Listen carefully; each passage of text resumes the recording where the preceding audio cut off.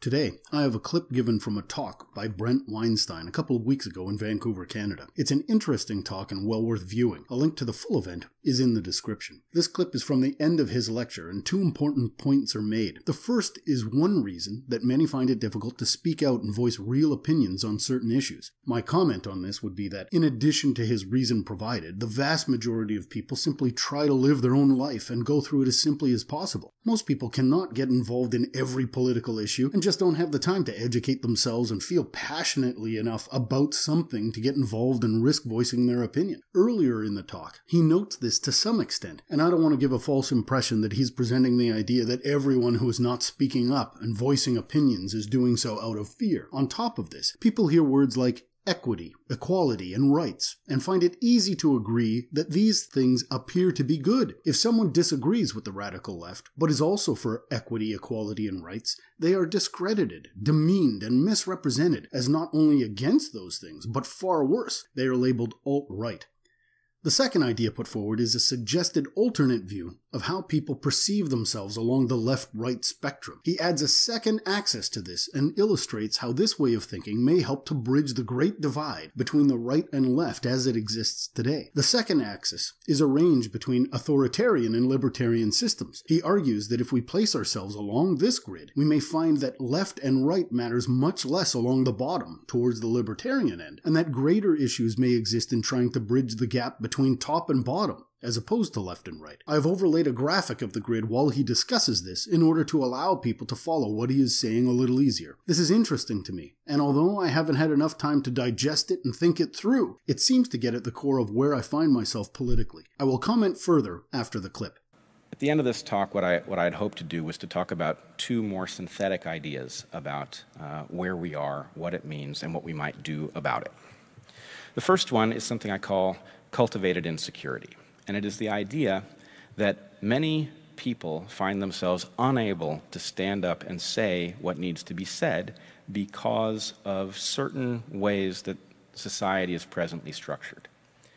So it is true that a tenured professor at a state college is in a pretty secure position relative to other places in society that one might find themselves.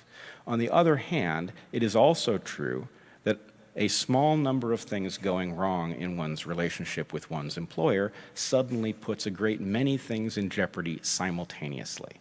So I knew this to be the case, and I was making this argument long before what happened at Evergreen had occurred. I was making it as an abstraction, but now I've lived through this episode, and I've felt it personally.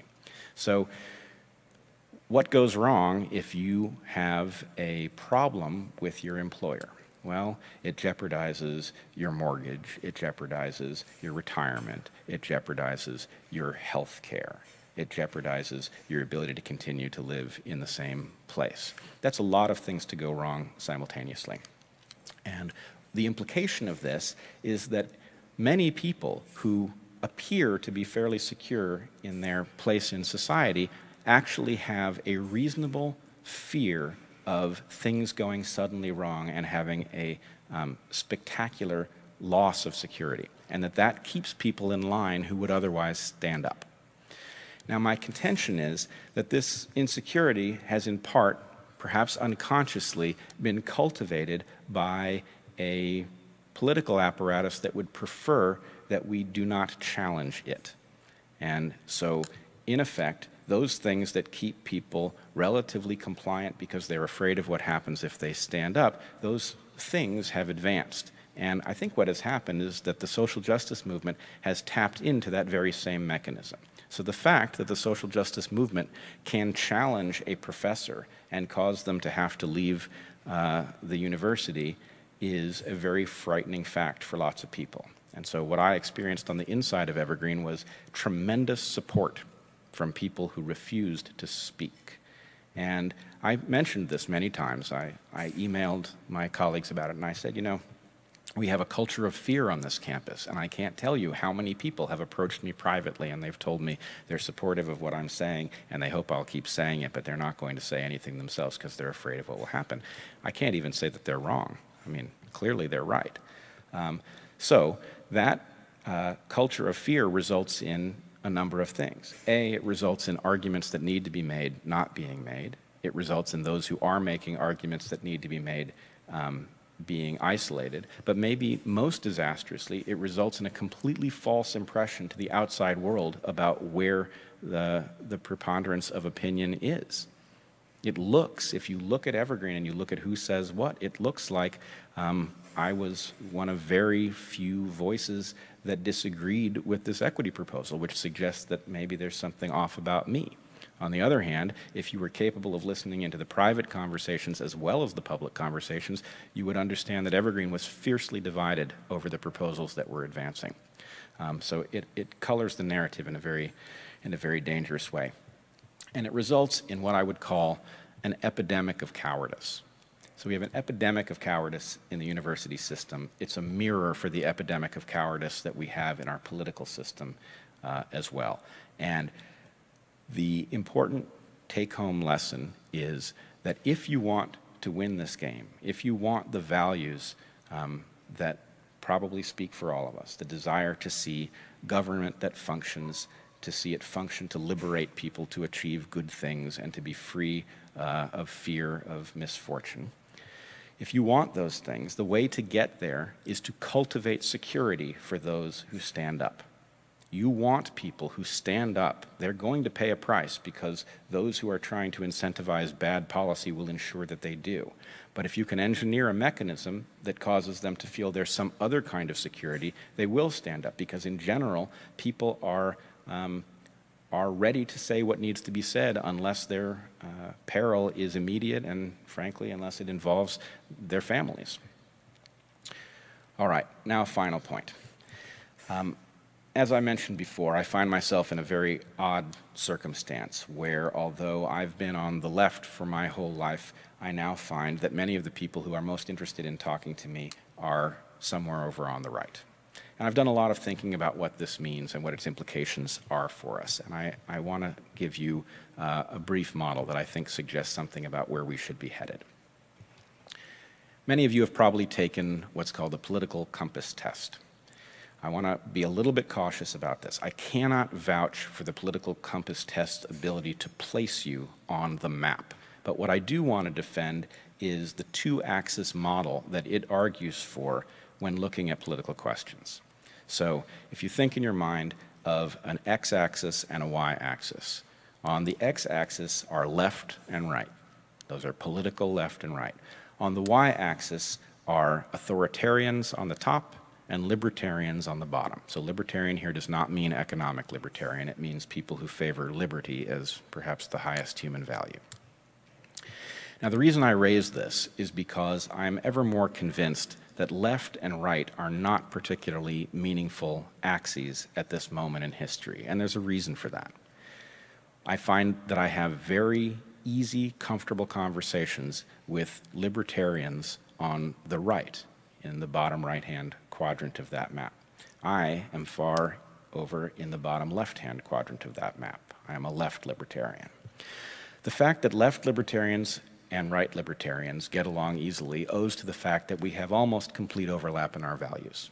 If I, as a left libertarian, ask a right libertarian how they feel about a fair system, they favor it just as I do. And the reason that they favor it is quite clear.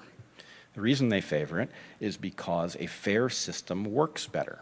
The more people who have access to the market, the more people who are capable of innovating and delivering things to the market, the better the market discovers new things that are valuable. So a true right libertarian favors a fair system, and a true left libertarian favors a fair system. Where we differ is over policy. Those on the left are traditionally a bit over-enthusiastic about meddling with a system in order to make it better, and they tend not to appreciate the full significance of the unintended consequences that tend to come along with policy. Those on the right tend to be a bit overly cautious about tinkering, and so they will shoot down a proposal that might in fact be net beneficial because they fear the unintended consequences perhaps more than they need to. But in an era where nobody on left or right knows what policies we should be advocating, there's very little reason for these two quadrants to disagree. We agree on what a good society would look like. We may not agree on how fair society is presently, and we may not agree on the wisdom of tinkering, but we agree that fairness is a good thing. And the really important point is that we also agree that authoritarianism is a great danger. We should be united. Those of us on the libertarian left and the libertarian right should be united against authoritarianism in all its guises. Now, this actually provides a strategic advantage if we take it seriously. And the reason that it does is that the authoritarians on the authoritarian left and the authoritarians on the authoritarian right do not like each other at all. They don't get along, and they cannot team up. So, to win this battle, the right approach is to recognize the natural allegiance based in values of libertarians on the left and libertarians on the right, and to confront the authoritarians. Having won that battle, the proper thing to do will be to recognize that the solutions that have been embraced by libertarians on the right and libertarians on the left are all inadequate to the problems of the 21st century. Socialism isn't going to get us out of this. Libertarianism isn't going to get us out of this. We actually have to sit down with a fresh sheet of paper and start thinking about what kinds of solutions are adequate to the challenges we face. We need to recognize that the solutions that were proposed in the 18th and 19th centuries are, all of them, not aware of the danger that evolution in markets and in political structures poses to whatever solution making you would be tempted to engage in. That, on the one hand, might be a bit frightening because it suggests that nobody has the answers. But I would submit to you it also suggests that the possibility of a much better future might simply be a matter of confronting the question with fresh eyes. Thank you. I consider myself to be on the left. I'm a strong believer in checks and balances, however, and think that too far left or too far right can be detrimental. I believe in unions and that people should have the power to organize and negotiate for better terms and working conditions. I also believe that there should be some systems in place to assist people in order to ensure access to opportunities are fair. I think that unions, however, are part of the system of checks and balances, and not that everyone necessarily should unionize. I think that business and corporate interests are vastly overrepresented in government due to lobbying and campaign financing.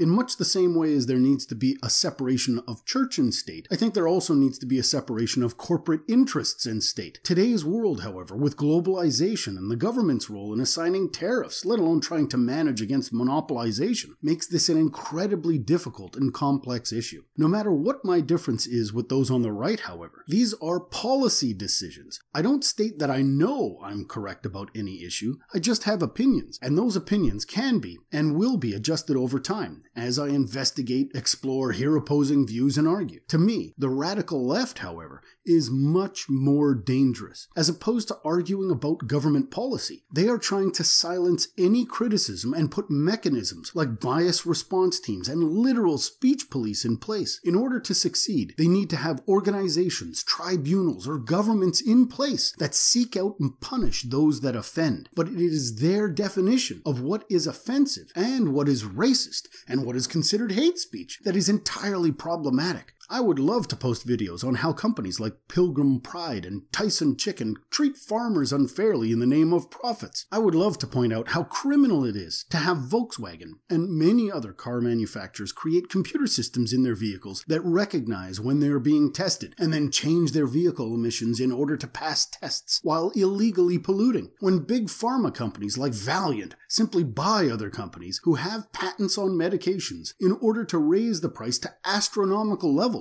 These are the problems that need to be solved. The Koch's influence on government, on policies, and on universities is corrupting. Read Jane Mayer's book, Dark Money, and think critically about the truth behind it. Unfortunately, we can only talk about what is good and what is bad in a system that allows for disagreement, debate, and argument. The government cannot and should not be able to control what you say. To do so means they control what you think. This is a point repeatedly stated by Jordan Peterson that is a foundational principle of his popularity. As Thomas Sowell stated, the political left has never understood that if you give the government enough power to create social justice, you have given it enough power to create despotism. Millions of people around the world have paid with their lives for overlooking that simple fact. The only way for the radical left, with a push for socialist and Marxist systems, to be reasonable is if there has never been a corrupt government official, a corrupt businessman, or a corrupt person willing to be cruel and evil and do harmful things to others in order to get ahead. If, on the other hand, there has been a corrupt government official,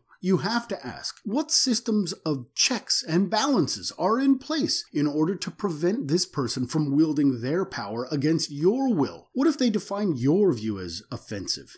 It is truly astonishing that those who are on the radical left fail to recognize that if the government has more power, especially more power to enforce laws that oppose what people say and think, that this won't be turned against them and everyone else. I'm not a fan of Donald Trump, nor was I a fan of Hillary Clinton. But if those on the left think that diversity police, thought police, speech police, along with laws promoting viewpoints can be made without debate and challenges, they need to recognize that they are advocating the use of Donald Trump's version of diversity, of his way of thinking and his views on what you can say and cannot say. They are advocating his ability to create laws without debate or challenge. If, on the other hand, they believe that the only ones who will ever come to power are completely benevolent and will always have their best interest in mind, then they are denying that corruption exists. And if corruption doesn't exist, then they are trying to argue for an economic and political system that isn't needed. It is so difficult to talk about policy changes and how to move forward when you can't even begin the conversation.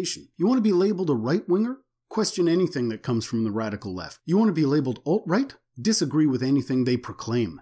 Bret Weinstein's suggestion of looking at a two-axis model of where we sit politically seems to make sense and may help the vast majority begin having conversations and debates about policy by allowing people to see the benefits and common ground that exists outside of that left-right axis alone.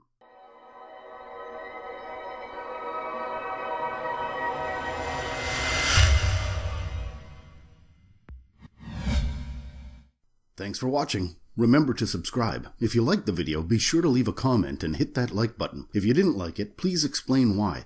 Open discussion is the only way to have a better understanding of differing views. Sharing this video on social media can help keep conversations alive. Now, here are a few other videos that you may be interested in.